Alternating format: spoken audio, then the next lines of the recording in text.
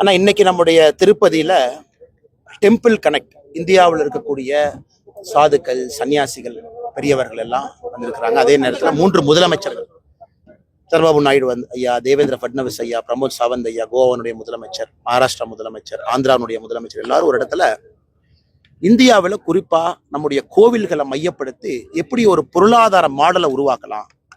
இன்னைக்கு அயோத்தியாவை பார்க்குறோம், காசியை பார்க்குறோம், உஜ்ஜைனை பார்க்குறோம். புனரமைக்கப்பட்ட பிறகு பூரி ஜெகநாதர் ஆலயம் உட்பட புனரமைக்கப்பட்ட பிறகு லட்சக்கணக்கான கோடி ரூபாய் ரெவென்யூ ஜென்ரேட் ஆகுது.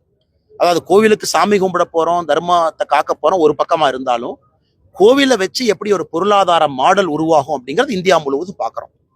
அதை பத்தி ஒரு கலந்தாய்வு பேசுவதற்கு ஒரு வாய்ப்பு. நானும் இன்னைக்கு நம்முடைய தமிழ்நாட்டினுடைய கோயில்கள் எப்படி இருக்கு, குறிப்பா மிஸ்மேனேஜ்மெண்ட் பார்ட் 44,121 கோயில் HRNCயில் இருக்காங்க, பட் சரியில்லை, என்ன பண்ணணும், எவ்வளவு பொட்டன்ஷியல் இருக்கு, அதை எப்படி அன்லாக் பண்றது, இதெல்லாம் பேசுவதற்கான ஒரு வாய்ப்பு. அதனால் நிச்சயமாக தமிழ்நாட்டில் இருக்கக்கூடிய கோயில்கள் கூட நம்ம திருப்பதியில் இருக்கோம். திருப்பதியினுடைய மதிப்பு, திருப்பதி கோவிலினுடைய மார்க்கெட் வேல்யூ மதிப்பு 2,50,000 கோடி ரூபாய். இதை கணக்கீடு செஞ்சிருக்காங்க. 16,000 கோடி ரூபாய் வங்கி கணக்குல வைப்பு தொகையா இருக்கு. 10 டன் கோல்டு வங்கியில் இருக்கு. 2.5 டன் கோல்டு ஆர்னமெண்டா இருக்கு. வருஷத்துக்கு ரெவென்யூ மட்டும் 5,000 கோடி ரூபாய் செலவு பண்றாங்க டிடிடி. அப்படி இருக்கும் பொழுது திருப்பதி தேவஸ்தானம் 1932 அதே காலகட்டத்தில் வந்த ஒரு சட்டம். நம்ம HRNC சட்டம் 1926 வந்துச்சு. திருப்பதி பார்த்தீங்கன்னா ஒரு கோவில் 2 லட்சம் கோடி ரூபாய் மதிப்பு. தமிழ்நாட்டில் எத்தனை கோவில் நம்ம 10,000 கோடி சொல்ல முடியும், அல்லது 50,000 கோடி சொல்ல முடியும்.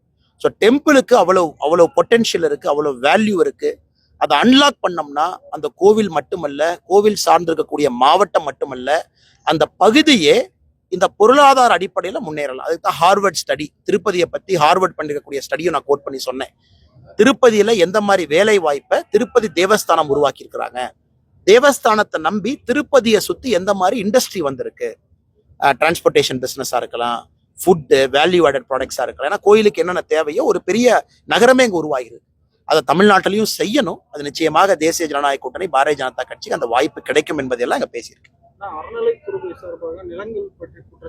ஆமா, எல்லா தமிழ்நாட்டிலையும் பேசுறதாங்கன்னா புதுசா நான் எதுவும் சொல்லல, தொடர்ந்து வச்சுக்கிட்டே இருக்கேன். 5,25,000 ஏக்கர் நிலம் அறநிலைத்துறையினுடைய கட்டுப்பாட்டுல இருக்கணும். 1986 பாலிசி டாக்குமெண்ட்ல சொல்லியிருக்காங்க. ஆனா இன்னைக்கு கிட்டத்தட்ட 1 லட்சம் ஏக்கர் காணாம போயிடுச்சு. ஓவர பாயிண்ட் ஆஃப் டைம் 1 லட்சம் ஏக்கர். காரணம் என்னன்னா என்க்ரோச்மெண்ட், திரும்ப பிடிக்கிறது இல்லை, ரெட்ரீவ் பண்றது இல்லை.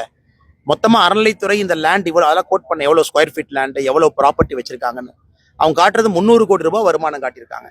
ஆனா அதெல்லாம் நியாயமா மார்க்கெட் வேல்யூல போனீங்கன்னா 6,000 கோடி ரூபாய்க்கு மேல குறைந்தபட்ச வருமானம் வரணும். அதை வச்சு எத்தனையோ வேலைகள் செய்யலாம். அதனாலதான் இன்எஃபிஷியன்ட் மேனேஜ்மெண்ட். ஒரு கவர்மெண்ட் கண்ட்ரோல் எடுத்து EO போறதுனால எவ்வளவு இன்எஃபிஷியன்டா இருக்கு அப்படின்னு பேசுவதற்கு ஒரு வாய்ப்பு. ஆமாங்க, நான் அதை இன்னைக்கு பேசுறாங்க. 50 மீட்டர் தொலைவில் இறைச்சி விற்கிறாங்க. நேற்று ஒரு வீடியோ பார்த்துருப்பீங்க. அது ரொம்ப ரொம்ப ரொம்ப ரொம்ப மோசமான ஒரு உதாரணம். மக்களுக்கு இறைச்சி சாப்பிட்றதுக்கு எல்லாம் உரிமை இருக்கு, யாரும் இல்லைன்னு சொல்லலீங்கன்னா கோயிலுடைய செவத்தை ஒட்டி, கோயிலை ஒட்டி, அது எல்லாமே அரசு கொஞ்சம் கண்காணிக்கணும். அந்த இடத்துக்கு மீட் ஸ்டாலுக்கு தடை பண்ணணும். மக்கள் வேறு இடத்துல மீட் ஸ்டால் கொண்டு போகணும்.